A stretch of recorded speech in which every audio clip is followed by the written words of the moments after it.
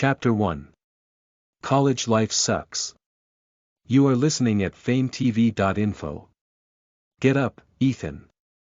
How long are you going to lick the ground, loser, The brash and mocking voice of an 18-year-old youngster echoed on the rooftop of the Blue Hills College as he kicked around another 18-year-old boy on the ground.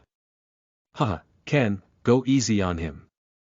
The poor fellow might have his ribs fractured," another youngster laughed from the side as he enjoyed Ken beating up Ethan. He was of average height but was fat and had huge size, making him look quite intimidating, not as much as Ken, who gave off an intimidating vibe. "Oh please, fatty he shouldn't /TB that weak, hee, Ken said as he kicked Ethan /'s stomach violently, making him grimace in agony and pain as he clutched his stomach. "You boys are so boring. At least strip him before beating the shit out of him," a girl with half black and half colored pink hair and piercing on her brows said lazily as she smoked the cigarette in her hand while leaning against the grill. "Lena, I am not as perverted as you. But if it was a girl, I would have still given it a thought," Ken said with an evil smirk. "Asshole." Ken was tall but lean with a mean face and a cigarette in his mouth, while Ethan was tall as well with a slim toned build. He had short jet black hair and effulgent molten brown eyes. Till coming to college, he was a bright and dashing boy, but the moment he entered college and met the youngster named Ken as his classmate, his college days became hell for him. Ethan had a pleasing and charming face. But it was his confidence and charisma, coupled with the fact that he topped the entrance exams and won a scholarship, that attracted quite some attention on the first day. However, this made Ken Han, who was coming from the most distinguished family in the town, feel threatened. Usually, he was the center of attention wherever he went, and he was even more angered to learn that Ethan was just the son of a sick single mother and was living a lower-middle class life. This made him pick on Ethan and bully him, though it was not so easy at first since Ethan was stronger than he thought and couldn't /TB dealt with just physical force. But this didn't /T make him give up. Instead, he cunningly found out about Ethan /'s greatest weakness and exploited it to suppress him and show him who the boss was instead of merely using brute force. Ethan /'s face was red and sweaty but had only a bloody scratch on his forehead as Ken made sure to not hurt his face so that others wouldn't /T notice anything suspicious, not that he was too worried since he was coming from a well-off family. Even if something happened, his family would simply send people to silence any trouble. Please stop." Ethan gritted his teeth as he begged them to stop while shielding himself with his arms. He considered begging beneath his dignity, but he just couldn't /T risk making his mother suspicious if he came home too hurt.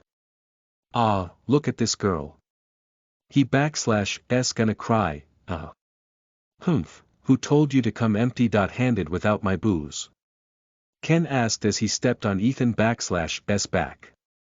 They wouldn't /T let me by without an ID card," Ethan said as he suppressed his groans, but inwardly his nerves were quivering with rage as he wished he could just break their legs and be done with it. But all these were just pure feelings and thoughts, and he knew that he couldn't /T afford to fight back lest he put his mother in danger. This was the sad reality of not having enough wealth or power. As for asking for help, only he knew the best how useless it was, especially when complaining to the college authorities. In fact, after Ken learned about him complaining to the college authorities, he was really about to pull back the donation for Ethan /'s mother /'s heart surgery as his father owned the biggest hospital in town where his mother was a patient. The only way Ethan was able to stop him was by giving in to his demands, which were to become his errand boy. The last thing Ethan wanted was to let his mother /'s condition become worse by postponing her treatment. As long as the donation for her surgery was active, she only needed to wait for the right donor heart. He had joined this college not too long ago, and since then, Ken and his friends, including Fatty and Lena, were a nightmare for him. The others following these three were just another bunch of nuisance. No matter how much he tried to avoid them, he would still get caught in their clutches. Ken snorted, Hearing his words as he crouched down and grabbed his hair to pull up his head, "Then you should have fucking given them your ID, he said in a scathing tone. But my mother would find out, you know about her condition, and I can /t, what? You can /t make her feel bad for buying a silly drink. Is your mother a weakling like you too, ha ha ha." Ken laughed along with FameTV, whose neck was jiggling with all the fat underneath it while Lena was filming the whole thing for fun. The bones in Ethan/S knuckles were cracking, but he could only continue to keep them like that. Ken/S expression then turned dark and cold as he pulled Ethan/S head closer and said, "Look, chicken ass. Do you seriously think I give a fuck about what your mother would think? Next time you better get what I want, or your mother will surely die of a heart attack when she sees her name stricken off from the donor list, hee. Let /S go, guys. I am tired of dealing with this chicken." Lena and FameTV followed Ken, but on the way, FameTV kicked Ethan on his butt for fun while Lena spat out her bubblegum on his body before leaving the roof while the other youngsters followed them. Ethan/S hands had closed into fists as he groaned in pain and tried to get up while feeling immense resentment and rage in his heart. Why is this world so unfair, why should I suffer for nothing? Ethan/S nerves were boiling with resentment and indignation. But thinking about his mother, all this urge to fight back would dissipate away. For now, all he could do was endure and blame his luck for ending up in the same college as Ken, though it was the best one in town. Ethan got up, rubbing his sore body as he dragged himself to the door to go downstairs and leave for home. He only wished that he had the power to change things. As he walked through the halls, he could feel the gazes from students who knew him. In fact, most of them knew him even if he wasn't /T in their classes, since Ken, FameTV, Lena and their lackeys was most famous around here, and nobody would dare to offend them. However, everyone or most knew that Ethan was their errand boy.